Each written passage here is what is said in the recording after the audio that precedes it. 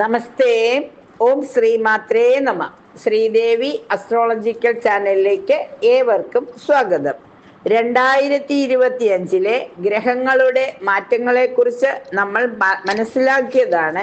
എന്നിരുന്നാലും ജനുവരി മാസത്തിൽ ചൊവ്വയും ബുധനും ശുക്രനുമാണ് പ്രധാനമായി മാറുന്നത്. ചൊവ്വയുടെ രാശിമാറ്റം 22-ാം തീയതിയും ശുക്രന്റെ രാശിമാറ്റം 25-ാം തീയതിയും ബുധന്റെ രാശിമാറ്റം 24-ാം തീയതിയും ശുക്രന്റെ രാശിമാറ്റം ജനുവരി 28-ാം തീയതിയുമാണ്. ഇപ്പോൾ ഇവിടെ ശുക്രന്റെ രാശിമാറ്റത്തെ കുറിച്ചാണ് നമ്മൾ സംസാരിക്കുന്നത്. 28/1/2025 മുതൽ 31/5/2025 വരെ, അതായത് മെയ് 31 വരെ എന്ന് പറയുമ്പോൾ 120 ദിവസത്തിലധികം ശുക്രൻ അതിൻ്റെ ഉച്ചരാശിയായ മീനം രാശിയിലേക്ക് കുംഭം രാശിയിൽ നിന്നും പ്രവേശിക്കുന്നു. കുംഭൻ രാശിയിൽ നിന്നും മീനൻ രാശിയിലേക്കുള്ള ശുക്രന്റെ രാശി മാറ്റം ഏതെല്ലാം നക്ഷത്രക്കാർക്ക് എന്തെല്ലാം ഗുണഫലങ്ങളാണ് നൽകുന്നത് എന്ന് നമുക്ക് പരിശോധിക്കാം. എന്തായാലും 3 മാസത്തിലേറെ, അതായത് വ്യാഴത്തിന്റെ മാറ്റം വരെ ഈ കാലയളവിൽ നടക്കുന്നുണ്ട്. 15/5/2025 വ്യാഴമാറ്റവും 29/3/2025 ശനിമാറ്റവും വരുന്നതോടുകൂടി ഈ ശുക്രന്റെ രാശിമാറ്റവും കൂടുതൽ ഗുണഫലങ്ങൾ നൽകും. എന്തായാലും 28/1/2025 മുതൽ 31/5/2025 വരെയുള്ള ശുക്രന്റെ രാശിമാറ്റം, അതും ഉച്ചരാശിയിലേക്കുള്ള ശുക്രന്റെ രാശിമാറ്റം 27 നക്ഷത്രക്കാർക്കും, അതായത് 12 കൂറുകാർക്കും ഏതൊക്കെ ഗുണഫലങ്ങളാണ് നൽകുന്നത് എന്ന് നമുക്ക് പരിശോധിക്കാം. ആദ്യമായി മേടം രാശി. മേടം രാശി എന്ന് പറയുമ്പോൾ അശ്വതി, ഭരണി, കാർത്തികയുടെ ആദ്യപാദം വരുന്ന 2.25 നക്ഷത്രം.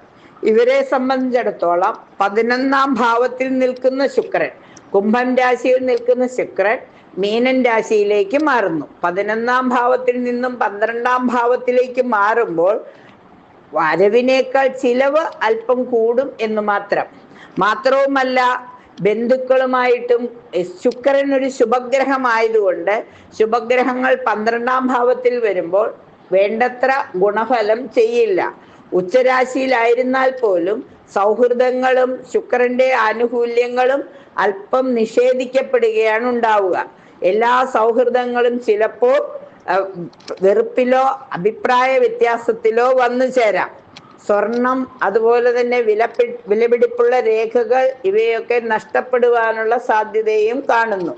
സുഹൃത്തുക്കളോ ബാങ്കുകളിൽ നിന്നൊക്കെ കടം വാങ്ങിയ തുക സമയത്ത് കൊടുക്കാൻ പറ്റാത്തതിൻ്റെ പേരിൽ കേസ് വഴക്കുകളിലൊക്കെ ചെന്ന് പെടുന്നതാണ്.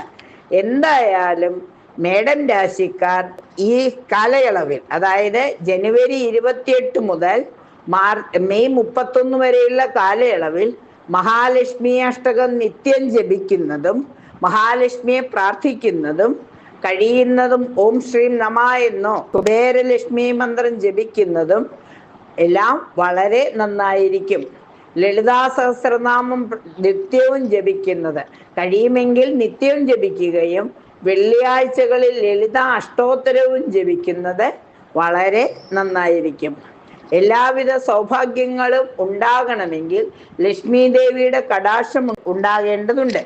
അതുകൊണ്ട് വെള്ളിയാഴ്ചകളിൽ നെയ്ദീപം തെളിച്ച് മഹാലക്ഷ്മി അഷ്ടകം ജപിക്കുകയും കനകധാരാ സ്തോത്രവും ലളിതാ സഹസ്രനാമവും ചെല്ലുമ്പോൾ എല്ലാ ദോഷങ്ങളും മാറി എല്ലാം ഗുണമായി ഭവിക്കുന്നതാണ്. അപ്പൊ തീർച്ചയായിട്ടും മേടം രാശിക്കാർ മഹാലക്ഷ്മി അഷ്ടകം, കനകധാരാ സ്തോത്രം, ലളിതാ സഹസ്രനാമം, ലളിതാഷ്ടോത്തരം ഇവ ജപിക്കുമെന്ന് കരുതുന്നു. ഇനി നമുക്ക് ഇടവം രാശി. ഇടവം രാശി എന്ന് പറയുമ്പോൾ കാർത്തികയുടെ അവസാന 3 പാദവും രോഹിണിയും മകയിരത്തിന്റെ ആദ്യപാദവും വരുന്ന 2.25 നക്ഷത്രക്കാരെ സംബന്ധിച്ചിടത്തോളം അവരുടെ രാശ്യാധിപനായ ശുക്രന്റെ രാശിമാറ്റം 10-ാം ഭാവത്തിൽ നിന്നും 11-ാം ഭാവത്തിലേക്ക് മാറുമ്പോൾ സാമ്പത്തികമായി അല്പം ഉയർച്ച പ്രതീക്ഷിക്കാം. വ്യാഴം 2ാം ഭാവത്തിലേക്ക് വരുന്നതോടൊപ്പം തന്നെ ശുക്രന്റെ രാശിമാറ്റം കൂടി ഇവർക്ക് കൂടുതൽ ഗുണഫലങ്ങൾ നൽകുന്നതാണ്. രാശ്യാധിപനായ മഹാലക്ഷ്മി അനുഗ്രഹ സ്ഥാനത്ത് 11 എന്ന് പറയുന്ന സർവാഭീഷ്ട സ്ഥാനത്ത് വരുന്നത് കൊണ്ട് പ്രാർത്ഥനകൾ കൊണ്ട് ലോട്ടറി ഭാഗ്യമോ അതുപോലെ തന്നെ പ്രതീക്ഷിക്കുന്ന ജോലിയിൽ എത്തിച്ചേരുവാനോ കൂടുതൽ സാമ്പത്തിക ക്രയവിക്രയങ്ങൾ നടത്തുന്നതിനും വിജയത്തിൽ എത്തിച്ചേരുന്നതിനും സാധ്യത കാണുന്നു. മഹാലക്ഷ്മിയെ നിത്യം പ്രാർത്ഥിക്കുന്നത്, ലളിതാ സഹസ്രനാമം ജപിക്കുന്നത്, ദേവി മാഹാത്മ്യത്തിലെ നാരായണി സ്തുതി ജപിക്കുന്നത്, ഇതെല്ലാം എല്ലാ അനുഗ്രഹങ്ങളും നിലനിർത്തി തരുന്നതിന് സഹായകമാകും.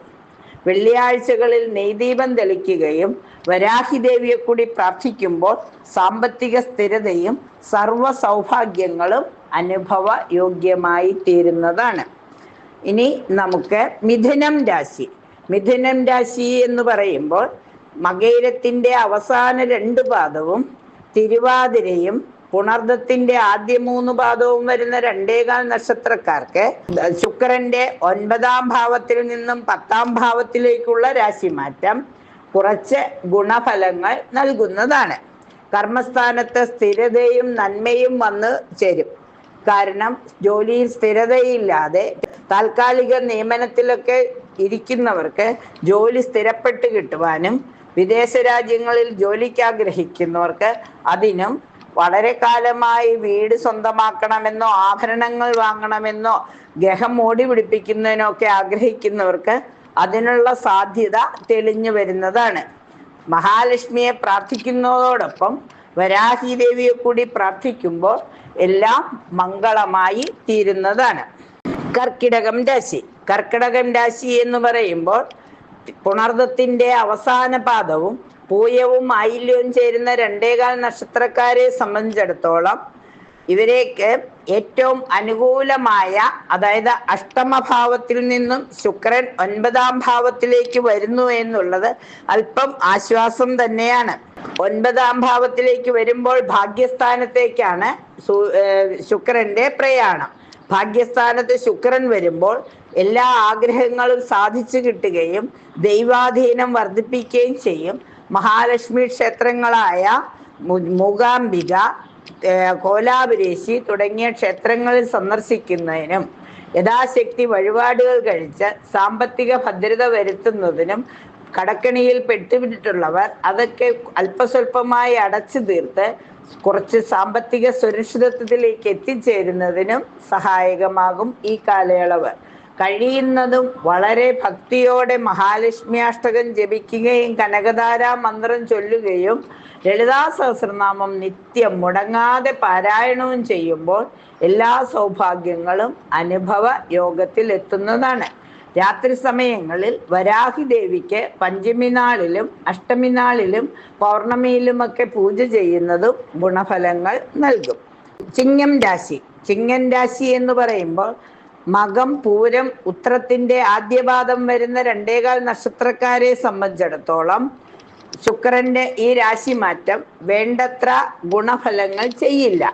7ാം ഭാവത്തിൽ നിന്നും അഷ്ടമഭാവത്തിലേക്ക് വരുമ്പോൾ കുറച്ചുകൂടി സാമ്പത്തിക ബുദ്ധിമുട്ടുകളൊക്കെ വരാനാണ് സാധ്യത.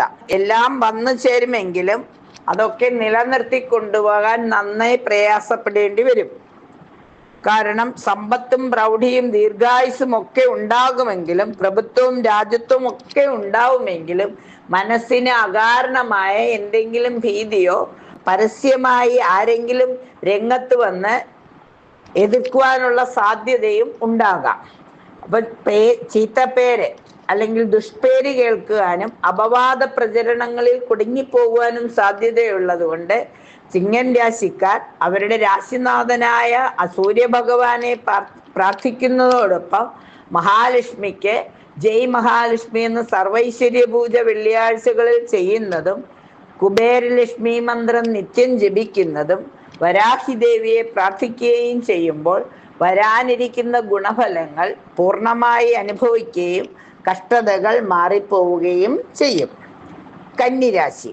കന്നിരാശി എന്ന് പറയുമ്പോൾ ഉത്രത്തിന്റെ അവസാന 3 പാദവും അത്തവും ചിത്തിരയുടെ ആദ്യ 2 പാദവും ചേരുന്ന 2.25 നക്ഷത്രക്കാരെ സംബന്ധിച്ചിടത്തോളം ശുക്രന്റെ രാശിമാറ്റം സാമാന്യം 7-ാം ഭാവത്തിലേക്കുള്ള 6-ാം ഭാവത്തിൽ നിന്നും 7-ാം ഭാവത്തിലേക്കുള്ള രാശിമാറ്റം സാമാന്യം ഒരു മാർഗ നിർദ്ദേശം കിട്ടുന്നത് പോലെയാണ്.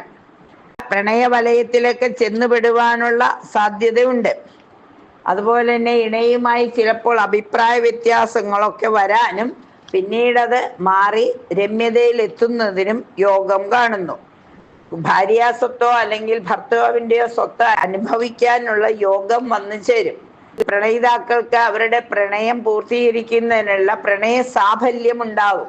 വിവാഹം ആഗ്രഹിക്കുന്നവർക്ക് നല്ല വിവാഹം വന്നു ചേരുവാനുള്ള യോഗവും ഈ കാലയളവിൽ കാണുന്നു.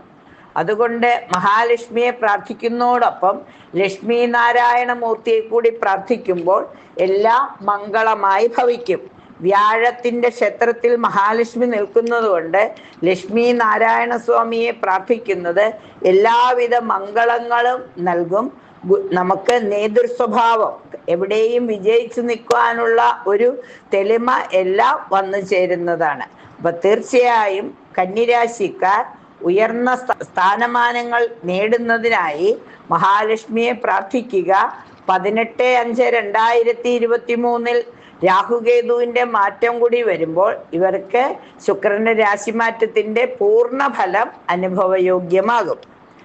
തീർച്ചയായിട്ടും മഹാലക്ഷ്മി അഷ്ടകം നിത്യം ജപിക്കുന്നത്, വരാഹി ദേവിയെ പ്രാർത്ഥിക്കുന്നത്, അതുപോലെ ലളിതാ സഹസ്രനാമം നിത്യം ചൊല്ലുന്നത്, ദേവി മഹാത്മ്യത്തിലെ 11-ാം അധ്യായം അതായത് നാരായണി സ്തുതി നിത്യം ജപിക്കുന്നതൊക്കെ ഗുണഫലങ്ങൾ വർദ്ധിക്കുന്നതിനും ദോഷങ്ങൾ ഒഴിഞ്ഞു പോകുന്നതിനും സഹായകമാകും.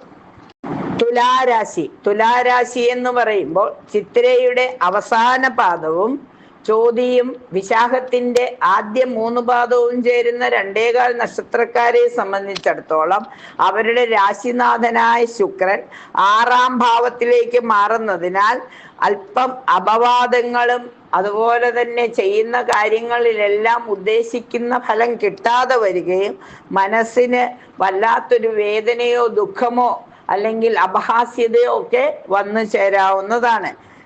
രോഗാദി ദുരിതങ്ങളും ആരോഗ്യകാര്യങ്ങളിൽ അല്പ അശ്രദ്ധയും വരുന്നത് മൂലം ആസ്പത്രിവാസത്തിനും ധനനഷ്ടത്തിനും യോഗം കാണുന്നു. അപ്പൊ തീർച്ചയായും അംഗവൈകല്യം വരെ വരുവാനുള്ള സാധ്യതയുള്ളത് കൊണ്ട് ഭക്ഷണത്തില് ഫുഡ് പോയിസൺ ഒക്കെ വരാനും സാധ്യതയുള്ളത് കൊണ്ടും മഹാലക്ഷ്മിയെ പ്രാർത്ഥിക്കുന്നതോടൊപ്പം തന്നെ തീർച്ചയായും ധന്വന്തരമൂർത്തിയെ കൂടി പ്രാർത്ഥിക്കുന്നതും ഉമാമഹേശ്വരന്മാരെ പ്രാർത്ഥിക്കുന്നതും വളരെ നന്നായിരിക്കും. ധന്വന്തരമൂർത്തിയെ പ്രാർത്ഥിച്ചുകൊണ്ട് രോഗാദി ദുരിതങ്ങളിൽ നിന്നും രക്ഷ നേടുന്നതിനും മരുന്നുകൾ നല്ല രീതിയിൽ പ്രവർത്തിച്ച് രോഗങ്ങളിൽ നിന്നും മുക്തി ലഭിക്കുന്നതിനുമായി വ്യാഴാഴ്ചകളിലും വെള്ളിയാഴ്ചകളിലും പ്രാർത്ഥനകൾ ചെയ്യുന്നത് ഗുണഫലങ്ങൾ വർദ്ധിപ്പിക്കും. വൃശ്ചികരാശി എന്ന് പറയുമ്പോൾ വിശാഖത്തിന്റെ അവസാന പാദവും അനിഴവും തൃക്കേട്ടയും ചേരുന്ന 2.25 നക്ഷത്രക്കാരെ സംബന്ധിച്ചിടത്തോളം വ്യാഴക്ഷേത്രത്തിലേക്കുള്ള ശുക്രന്റെ രാശിമാറ്റം അതായത് 5-ാം ഭാവത്തിലേക്കുള്ള ശുക്രന്റെ രാശിമാറ്റം സന്തതികൾക്ക് ഗുണഫലങ്ങൾ വരുന്നതാണ്. സന്തതികളിൽ നിന്നും എന്തെങ്കിലുമൊക്കെ നന്മകൾ അനുഭവിക്കുവാൻ സാധിക്കും. സന്താന പരമ്പരകളുടെ ഒരു സംഗമം ഉണ്ടാകാവുന്നതാണ്. എല്ലാവരും കൂടി കുടുംബ സംഗമം ഉണ്ടാകുകയും തീർത്ഥയാത്രകളോ അതുപോലെ തന്നെ കുടുംബത്തിൽ എന്തെങ്കിലും കുടുംബ സംഗമമോ ഒക്കെ നടന്നുകൊണ്ട് എല്ലാവരും ഒരു സന്തോഷം അനുഭവിക്കുന്നതിനുള്ള സാഹചര്യം വന്നു ചേരും. കുടുംബത്തിൽ മംഗളകർമ്മങ്ങൾ ഉണ്ടാകാം. പൊതുവെ പറഞ്ഞാൽ വൃശ്ചിക രാശിക്കാർക്ക് ഈ ശുക്രന്റെ രാശിമാറ്റം മനസ്സിനും ശരീരത്തിനും ഒരുപോലെ സന്തോഷം നൽകുന്ന അനുഭവങ്ങൾ ഉണ്ടാകാം. മഹാലക്ഷ്മിയെയും ലക്ഷ്മി നാരായണമൂർത്തിയെ ഒരുപോലെ പ്രാർത്ഥിക്കുമ്പോൾ എല്ലാം നന്മകളും അനുഭവയോഗ്യമായി തീരുന്നതാണ്. ഇനി നമുക്ക് ധനുരാശി എന്ന് പറയുമ്പോൾ മൂലം, പൂരാടം, ഉത്രാടത്തിന്റെ ആദ്യപാദം ഈ 2.25 നക്ഷത്രക്കാരെ സംബന്ധിച്ചിടത്തോളം 4-ാം ഭാവത്തിലേക്കുള്ള ശുക്രന്റെ രാശിമാറ്റം സാമാന്യം നല്ല ഗുണങ്ങൾ ചെയ്യുന്നതാണ്. അതായത് ഗ്രഹോപകരണങ്ങളും സമ്പത്തും അതുപോലെ തന്നെ ഉത്തമ ഗ്രഹങ്ങൾ, വീട് പൊളിച്ചു പണിയാന്, പുതിയ വീട് കെട്ടുവാന്, പഴയ വീടിന്റെ ക്രയവിക്രയങ്ങള്, പുതുക്കിപ്പണിയല്, പിന്നെ കുടുംബത്തിൽ എല്ലാവരുമായി ഒത്തുചേർന്നുള്ള സമാധാനപരമായ ഒരു ജീവിതം, അതുപോലെ തന്നെ മനസ്സിൽ ഇഷ്ടപ്പെട്ടവരെ വിവാഹം കഴിക്കണമെന്നുള്ള ഒരു ആവശ്യം വീട്ടിലുള്ളവരെ അറിയിക്കുക. അങ്ങനെ ബന്ധുക്കളുമൊക്കെയായി ചേർന്നുകൊണ്ട് ഒരു കുടുംബത്തിൽ ഒരു സന്തോഷിക്കുവാനുള്ളൊരു അവസരം വന്നു ചേരും. പൊതുവെ കുടുംബത്തിലും മനസ്സിനും ശരീരത്തിനുമൊക്കെ ഉന്മേഷം വരുന്ന ഒരു കാലയളവായിരിക്കും ധനുരാശിക്കാരെ സംബന്ധിച്ചിടത്തോളം. ധനുരാശിയുടെ രാശിയാധിപന്റെ രാശിയിൽ തന്നെയുള്ള ശുക്രന്റെ രാശി മാറ്റം വിഷ്ണുപ്രീതിയും വരുത്തുന്നതാണ്. അപ്പൊ വിഷ്ണുവും ലക്ഷ്മിയും സഹകരിക്കുമ്പോൾ ലോട്ടറി ഭാഗ്യം പോലെയുള്ള ചെറിയ ചെറിയ ഭാഗ്യങ്ങളും ഇവരെ തേടിയെത്തുന്നതാണ്.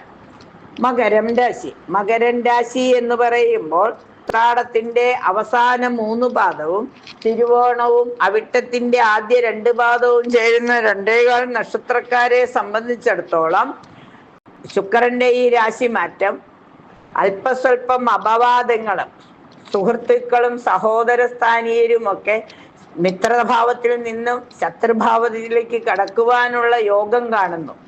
മനസ്സിൽ പോലും വിചാരിക്കാത്ത കാര്യങ്ങൾ പറഞ്ഞു വരുത്തി കുറ്റം ആരോപിക്കപ്പെടുവാനും ചിലപ്പോൾ സമൂഹത്തിൽ ഒറ്റപ്പെടുവാനും യോഗം കാണുന്നു.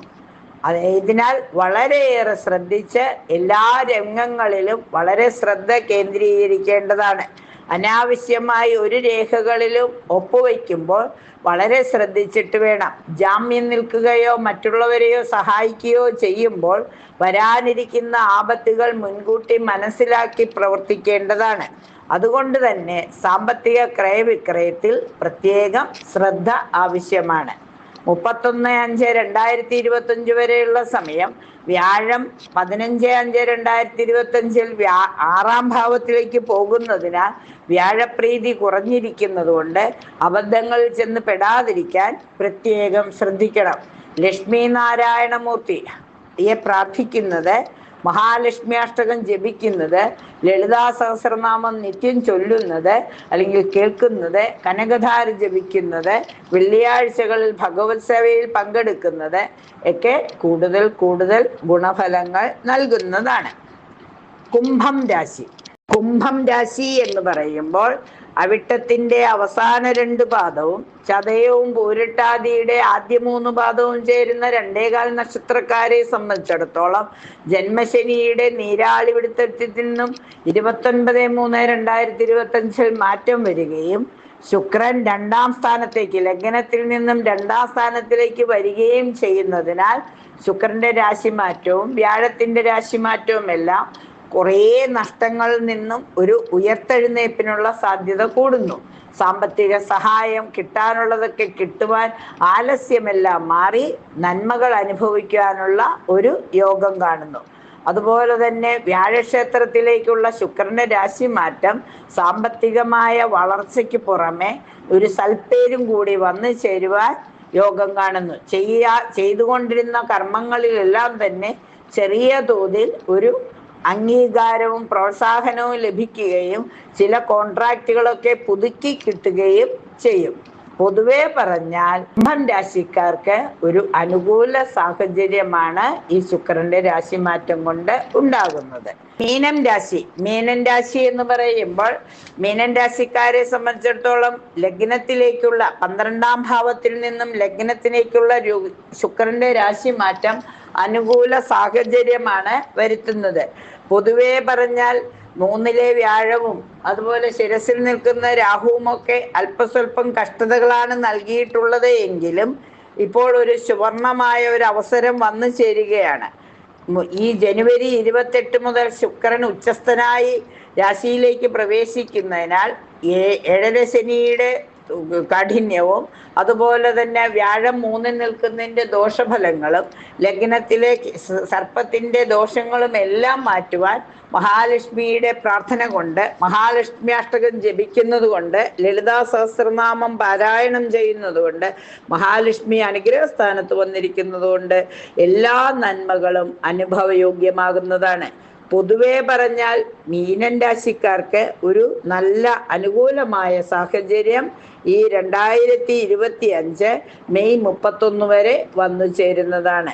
വ്യാഴത്തിന്റെ രാശിമാറ്റം 15/5/2025 രാഹുകേതുക്കളുടെ രാശിമാറ്റം 18/5/2025 ശനി 7.5 ശനിയുടെ ജന്മശനിയിലേക്കുള്ള മാറ്റം 29/3/2025 വരുമ്പോഴും ശുക്രന്റെ രാശിമാറ്റം ഏറ്റവും അനുകൂലമായ ഒരു സാഹചര്യമാണ് ഇവർക്ക് വന്നു ചേരുന്നത്. കർമ്മരംഗത്ത് ചെയ്തിരുന്ന വർക്കുകൾക്കൊക്കെ അംഗീകാരവും പ്രോത്സാഹനവും ലഭിക്കുകയും എല്ലാ കർമ്മങ്ങളിലും നിലനിന്നു പോകുവാനും പുതിയ പുതിയ കോൺട്രാക്റ്റുകൾ സൈൻ ചെയ്യുന്നതിനും ചെയ്തിരുന്ന വർക്കുകളിലൊക്കെ അംഗീകാരവും പ്രോത്സാഹനവും ലഭിക്കുന്നതിനും സഹായകമാകുന്നു.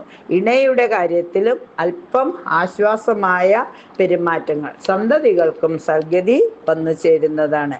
പൊതുവെ എല്ലാ നന്മകളും ഈ 27 നക്ഷത്രക്കാർക്കും, അതായത് 12 രാശിക്കാർക്കും അനുഭവയോഗ്യമാകട്ടെ എന്ന് പറഞ്ഞുകൊണ്ട് ശുക്രന്റെ ഉച്ചസ്ഥായിയിലേക്കുള്ള രാശിമാറ്റം എല്ലാവർക്കും എല്ലാ നന്മകളും നൽകും എന്ന് ആശംസിച്ചുകൊണ്ട് അതിനുള്ള അനുഗ്രഹം ദേവി തരട്ടെ എന്ന് പ്രാർത്ഥിച്ചുകൊണ്ട് നിർത്തുന്നു. നന്ദി, നമസ്കാരം.